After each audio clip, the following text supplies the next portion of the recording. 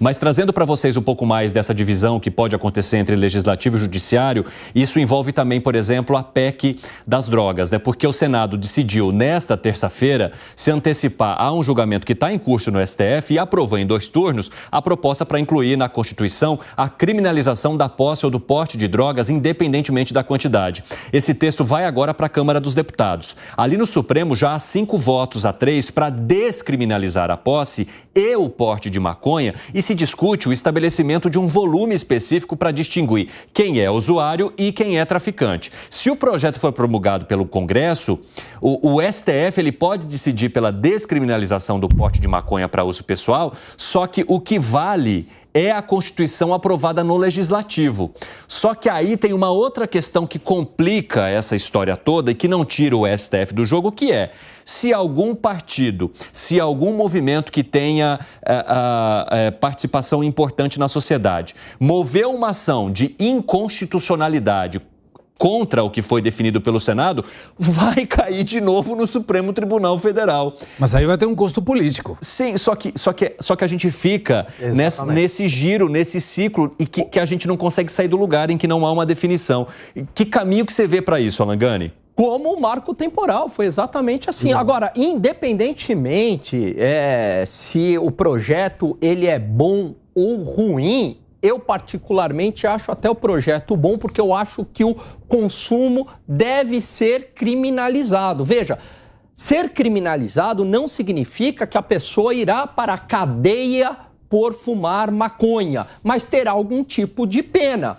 E tendo essa pena, inibe o consumo. Então existe o crime de tráfico de drogas e o crime pelo consumo. Até porque a decisão do Supremo seria bastante controversa. Quer dizer, você pode comprar algo no mercado ilegal, consumir isso e não é crime. Imagine um roubo, você comprou uma mercadoria roubada. Ué, não é um crime também comprar a mercadoria roubada? Então, pela mesma lógica, né, o consumo, sim, ele deve ser um crime. Agora, de qualquer modo, se esse projeto é bom ou não, Evandro, isso é uma discussão do Congresso Nacional, não é uma discussão do Supremo Tribunal Federal. E esse risco, ele pode ocorrer sim, que você muito bem trouxe. Com certeza, aliás, ele vai se materializar, os partidos vão entrar ali com uma ação, principalmente os partidos mais à esquerda, etc., e aí vai para o Supremo. E aí, qual é a regra que vai valer? É a regra do Supremo que limita uma quantidade ou é a regra do Congresso? Seria a regra do Congresso, né? Quando o Congresso define, é o Legislativo quem manda. A questão é que se o Supremo for provocado, e isso pode acontecer porque a gente já viu uma série de vezes partidos provocando o Congresso sobre questões que eles consideram inconstitucionais, isso vai parar de novo lá no plenário do Supremo Tribunal Federal. Ou seja, embora o Congresso tenha feito uma definição, se o Supremo for provocado, vai cair da mesma maneira para os ministros definirem. E pode ser que os ministros votem pela inconstitucionalidade dessa proposta. Fábio Piperno.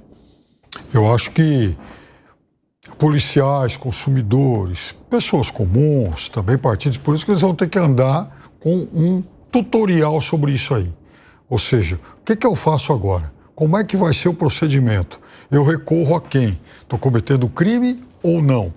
Já do outro lado do policial, posso prender ou não? Posso levar para a delegacia ou não? O advogado, a quem eu recorro? Né?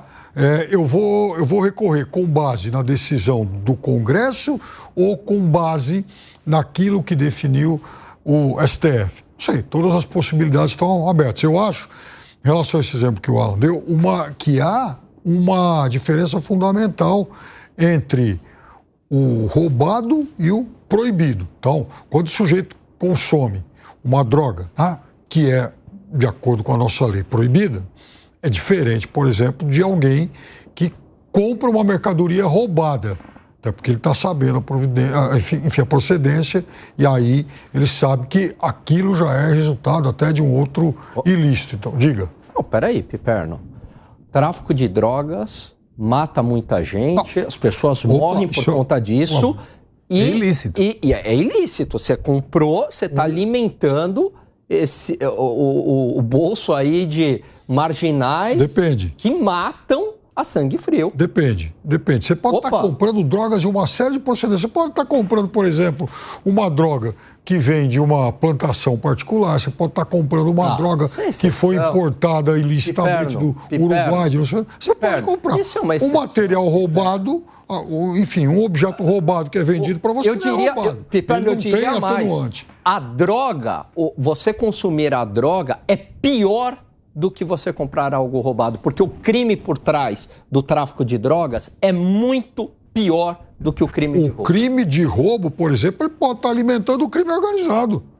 E o consumo de drogas, não? Eu lembro uma vez uma entrevista com o Jô Soares, de um jornalista que escreveu a biografia do Tim Lopes, que morreu brutalmente torturado no Rio de Janeiro. Ele falou, você que dá um tapinha aí de vez em quando, dá uma cheiradinha, você tem a digital neste crime também. É fácil falar isso. Mas a verdade... É fácil falar isso. Mas, Piperno, é o seguinte, você não quer cometer o crime, você não consuma. É tão simples quanto isso. Não, é muito diferente isso. Por que a gente tem que tratar todo mundo sempre como uma vítima da sociedade? Não é questão de ser vítima. Não é uma questão de ser vítima. O sujeito quer consumir maconha, ele consome. É um ato, é uma ação individual. É ilegal, Piperno, é ilegal. Então vamos mudar a legislação para tornar isso legal. Mas é ilegal, por enquanto é ilegal, é crime. Vai lá, Segré. Esse é um ponto, junto com o marco temporal e com outras questões, que habilitaria perfeitamente uma reunião dos três poderes. Mas nessa reunião dos três poderes, por exemplo, voltando no jantar, que ficou meio estranho, esse jantar de ontem ficou meio estranho, mas deveria estar o presidente do STF, o Barroso, não o resto dos ministros que não são autoridade, neste momento pelo menos, do STF. E o presidente da República como representante do Poder Executivo. E, eventualmente, o Rodrigo Pacheco ou o Arthur Lira. Sinceramente, não sei qual dos dois deveria representar o Legislativo. E aí sim, dizer, ok, o que nós vamos fazer com essa bagunça que ficou todo? Porque o marco temporal tem duas legislações diferentes. Qual aplica? A questão das drogas agora, mesmo que o STF ainda não tenha se manifestado, falta apenas um voto para colocar isso de uma maneira discrepante da legislação. Claro, o que você mencionou tem muita lógica. Vem algum dos partidos, coloca aí a provocação no STF. Olha a discussão que está dando aqui. Sim, claro. Mas aí teria uma questão. Como você, num momento eleitoral que começa agora, vai justificar que alguém está defendendo derrubar a PEC que proíbe o uso de drogas? Mas o próprio PT, por exemplo, ele orientou a sua bancada de que votasse contrária a esse projeto. Acabou que depois o líder do PT no Senado, o senador Jacques Wagner, liberou ali para que as pessoas pudessem, mas havia uma orientação. Os outros partidos acabaram liberando suas bancadas e, claro, os partidos de oposição pedindo que os seus parlamentares votassem favoráveis à proposta de Pacheco. Então, para alguns partidos, eu acho que não é nem segredo que esses partidos defendam a descriminalização do porte ou da posse da droga para consumo pessoal. Mas mesmo assim, Gustavo Segré. Mesmo assim, Evandro, tem um fala que próximo das eleições isso pode ter um custo político, lógico, porque tem muita gente que é um militante raiz. Esse militante raiz não está nem aí, vai votar, pode colocar o que quiser. Mas tem um monte de gente que pode, em duas opções. Uma, votar em um candidato porque não gosta do outro. E em outra situação é um militante que simpatiza com as ideias, mas que nesse caso em particular pode ter até um caso na família que seja um dependente químico e que ele diz, peraí, isso não vai me ajudar. Que o partido que eu tenho simpatias defenda o uso de drogas não vai me ajudar com a minha preocupação hoje, meu problema. Então, tiro. E quando alguém tira o voto, não é o voto dele. Ele vai compartilhar essa sua preocupação com outros eleitores. No momento eleitoral tem um risco gigantesco. Então, me parece que seria prudente para esse comentário do vice-presidente dizer, vamos colocar um pouco de calma, precisa o Brasil um pouco de calma, precisa que alguém diga, gente, STF está exagerando, parem um pouquinho. Ontem a fala do Barroso mostrou isso, na minha opinião, mostrou dizendo, gente, estamos indo longe demais, vamos parar. Eu ouvi inclusive a fala e ele foi muito criterioso, dizendo, não podemos tirar uma juíza apenas porque ela referendou um acordo que nem sequer foi ela que fez. Como alguém, eu tenho a obrigação de fazer uma ratificação do acordo, judicialmente porque era um acordo num outro país. E por isso está tirando essa juíza.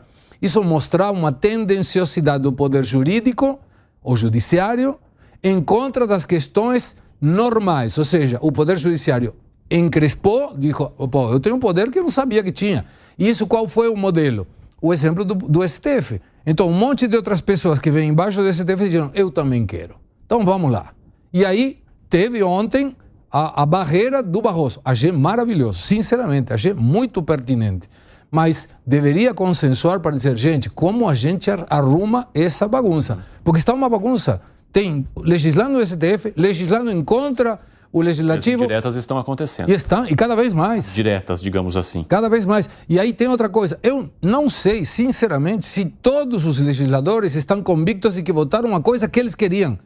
Ou se era, eu voto isso porque com isso mostro quem manda ao STF. Sim, com certeza. Tem muita gente querendo marcar posicionamento nessa história aí.